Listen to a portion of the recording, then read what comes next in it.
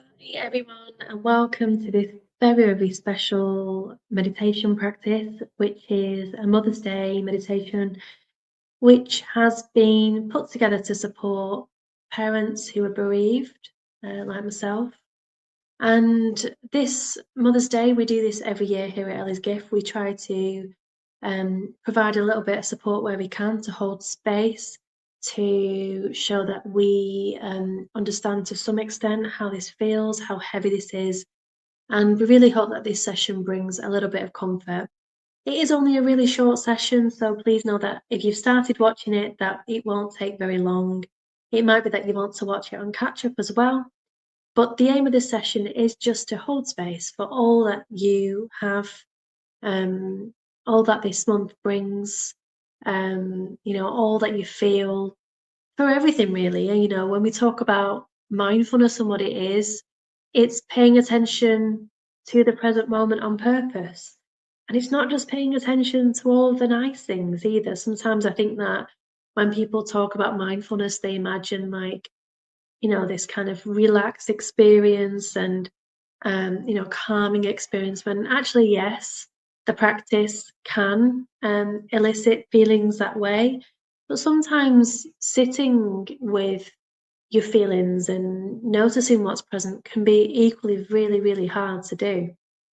But the therapeutic value of that is incredible, because much of us can spend so much time pushing down grief and filling our life up with things to distract ourselves. And maybe it's that you go shopping lots or drink lots of alcohol, or and all them things, yes, in moderation, for some people can be nourishing in that they bring them joy. But actually, there's only so much we can do to bypass how we are feeling and to kind of cover up all of that. So here at Ella's Gift, we're always big advocates for holding space to hold space for whatever it is that you are carrying every day. Because believe me, I understand how this is when grief isn't something you can put down or put away, or you know expect that it goes away, because it doesn't. It just changes, and life just grows with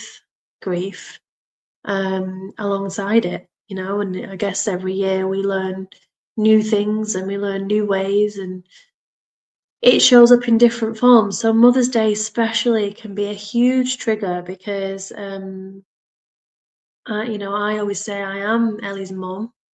She made me a mum, but actually I can't mother her in the same way as I would have done, because she's not here with me. Well, that being said, Ellie has brought me lots and lots of things to be grateful for, and I can say that now, being many years on. But she has. Because of her, I've met some incredible, strong people. I've been to some amazing places. I have learned what it means to be grateful for the things that I maybe wouldn't have been grateful for. Um, so yeah, because of her, I'm different now. But I've learned to appreciate that. Um, so this practice is about holding space and um, turning towards your own internal sunshine. So the month of March here in the UK, we have, I just have some in front of me here, we have daffodils. Daffodils always remind me of my own mum. And yeah, as I look at a daffodil, I'm reminded of my own kind of identity, I guess, in terms of, I'd like to think that we're all flowers in one big garden, really. We're all different, we're all beautiful in our own little way. Um, but individual flowers need individual things. Like, what nourishes me might not nourish you.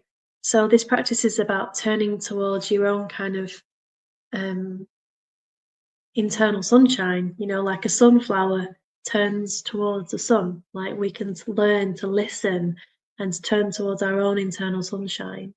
And I think that's a really important practice, because in grief, it's about finding things to support us, and also recognizing in that kind of tuning into that support as well, or wanting that support, or connecting with that support can also bring up feelings of guilt and not being worthy enough to access that support. Or, is it the right thing to be enjoying myself now, or should I just feel sad? Because if I don't feel sad, then does that mean that I don't care anymore? Or does that mean that I'm not honoring my grief, or honoring my babies or my babies?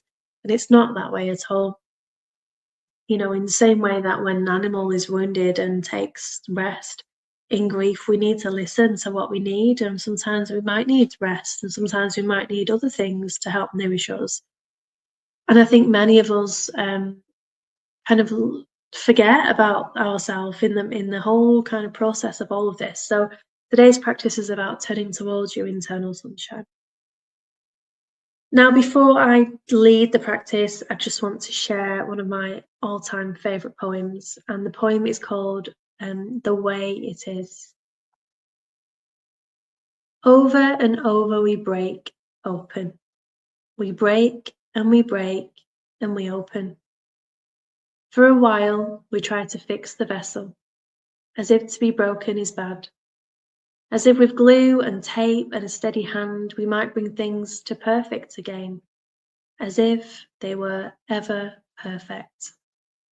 As if to be broken is not also perfect. As if to be open is not the path towards joy. The vase that has been shattered and cracked will never, ever hold water. Eventually, it will leak, and at some point, perhaps, we decide that we're done with picking our flowers in anyway, and no longer need a place to contain them. We watch them grow just as wildflowers do, unfenced, unmanaged, blossoming only when they're ready. And my God, how beautiful they are amidst the mounting pile of shards. So I'd like to invite you then to gently close your eyes, or you can lower your gaze. And let's begin in our usual way. If you're used to these sessions now with myself, we take 3 deep breaths, breathing in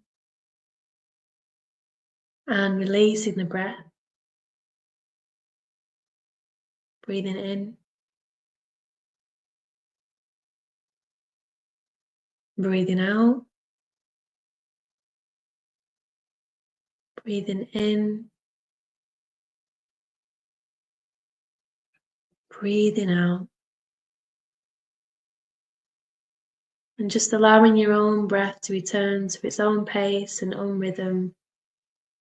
Breathing in your usual way, not changing the breath now in any way at all.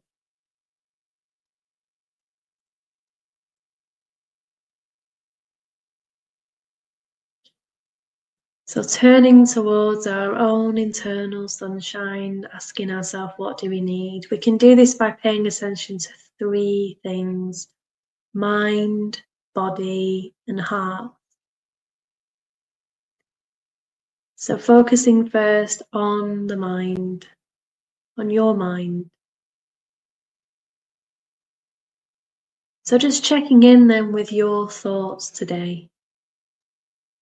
Not necessarily getting stuck in the stories, but just labeling them as maybe future, past, or present. What does the mind feel like? What do your thoughts show you?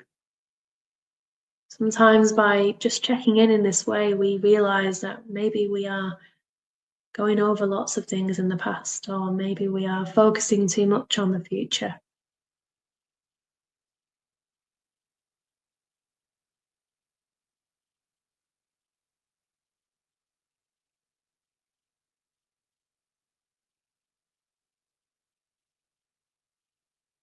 And checking in with the body now, so your physical body. You might want to gently place your attention to different parts of your body now, maybe beginning with the very top of your head, but gently working your way down, touching your awareness on your forehead and the eyes, the nose and the mouth and the jaw and the face, shoulders, front and back of your body, your arms, your hands, fingers and fingertips, hips, lower legs and feet.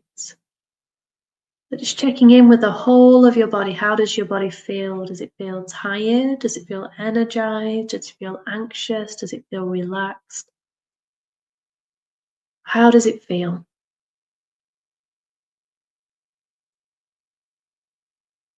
Do you need a drink?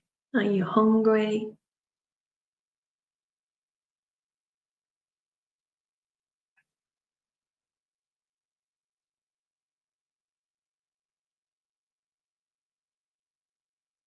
And then moving on now to shine a spotlight on your heart.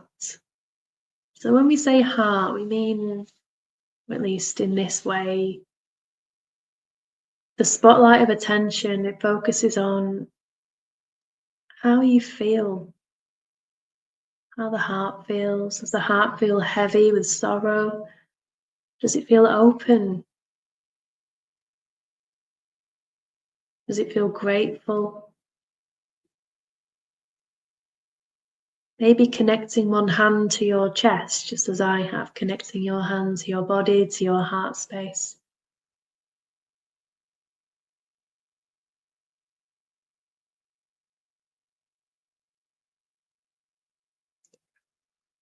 And collectively considering the mind, the body, and the heart, following it up with a question: what do you need? What's your internal sunshine? Listening to this compass, listening to what you need in this moment. It might be that you recognize that your body feels tired, maybe you need more rest. It might be that you recognize that you haven't drank enough today, maybe you need to focus on hydration. It might be that your mind is too much in the future, and so there may be some benefit in practicing being more in the present moment, connecting with the here and the now. What do you need to nourish you this month, this day? Kind of like mothering yourself this Mother's Day.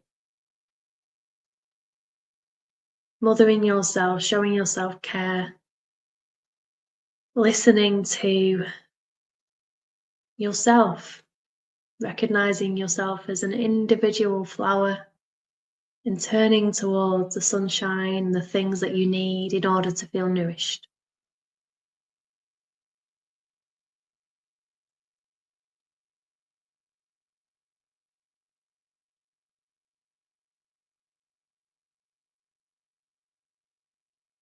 And then notice your body breathing in this moment now. Maybe your hand is connected to your heart space like mine. Maybe you feel the movement in your body as you breathe in and as you breathe out, following the in-breath and the out-breath.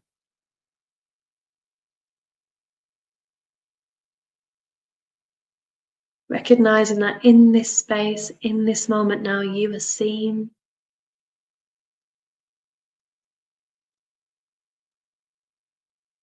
Recognizing that in this moment now, you're not alone. There are other parents on this call just like you who are tuned in, who are watching, who are listening. Maybe people who are watching this on catch up, who also hold you in their hearts and in their minds.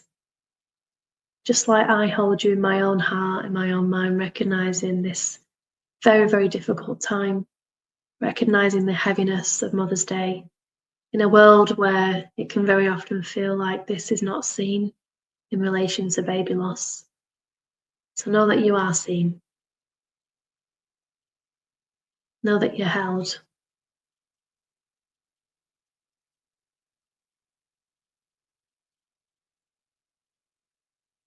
So as we rest here just for a couple of more moments, I want to read again the poem that we began with at the beginning. The poem is called The Way It Is. Over and over we break open. We break and we break and we open. For a while we try to fix the vessel, as if to be broken is bad, as if with glue and tape and a steady hand we might bring things to perfect again, as if they were ever perfect, as if to be broken is not also perfect, as if to be open is not the path towards joy. The vase that has been shattered and cracked will never hold water again. Eventually, it will leak, and at some point, perhaps, we decide that we're done with picking our flowers anyway, and we no longer need a place to contain them. We watch them grow, just as wildflowers do, unfenced, unmanaged, blossoming only when they're ready. My gosh, how beautiful they are amidst the mountain pile of shards.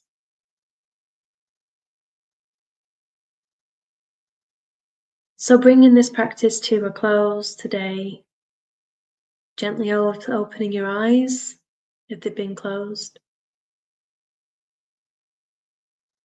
And I just want to leave you with this daffodil, virtually of course, you can see it. Just as a reminder that you are a flower in your own way, beautiful in your own way.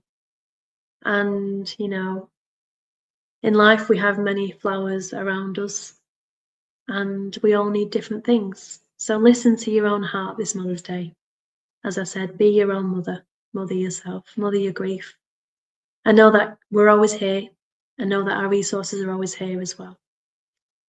So thank you for watching. If you can consider making a donation this Mother's Day, that would be incredible. Here at the Ellie's Gift Project, all the donations that we receive help to fund our free baby loss support app, which maintains the running cost of it, the maintenance cost of it, and also funds our hospital liaison role, which is Stacey, who covers the northwest of England. So she goes out and delivers training to hospital trusts to get the app to all the places that it's needed.